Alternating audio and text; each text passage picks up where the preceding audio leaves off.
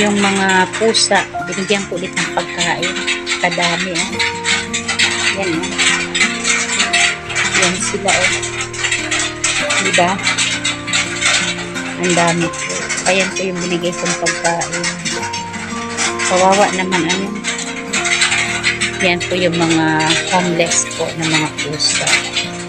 Sana ho ay maawa din po tayo sa kanila. Huwag po natin ipagdamot kahit po yung tira na pwede pa man po nila makain. Kasi kawawa rin naman sila. Diba? Ayan sila.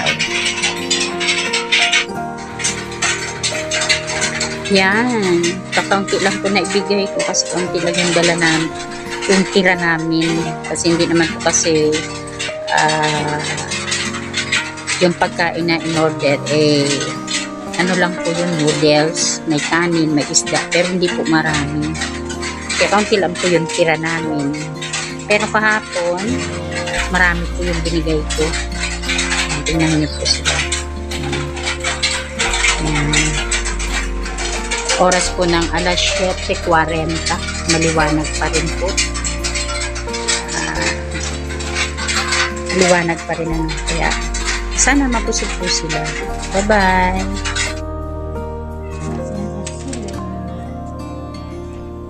Sana natin to. Ang dami nila. Bigyan natin.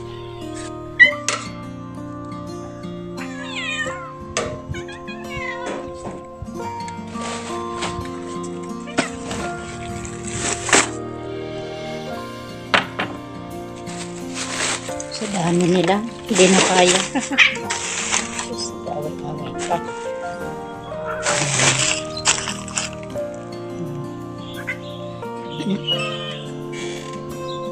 Yan.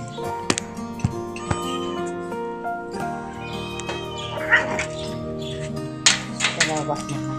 Kaunti lang yung pagkain. Kaunti lang yung pagkain na binigay ko. Kawawa naman. Sasara ko na yung pinto. Nilalak talaga namin itong likod bahay. Sa dami ng mga homeless na pusa, oh. Kawawa naman sila. Talaga. Hayaan nyo, pag ako yumaman, bigyan ko kayo ng isang fried chicken. Mag-order ako sa Jollibee. Babay na, sarap ko na to. Kawawa naman sila. Walang pagkain. Ang naibigay ko lang kakaunti. Yung isa ayaw pang mamigay. Gusto lang sa kanya lang lahat. Ayun. Hayaan nyo, darating ang Sabado. Magkakaroon ng event dito. Maraming birthday. Maraming handa. Dalawa kasi yung magbe-birthday dito. So, hayaan nyo. Makakatikim din kayo ng lechon. Yan. Kasi totoo sa Friday po at ang Saturday meron po ditong birthday party.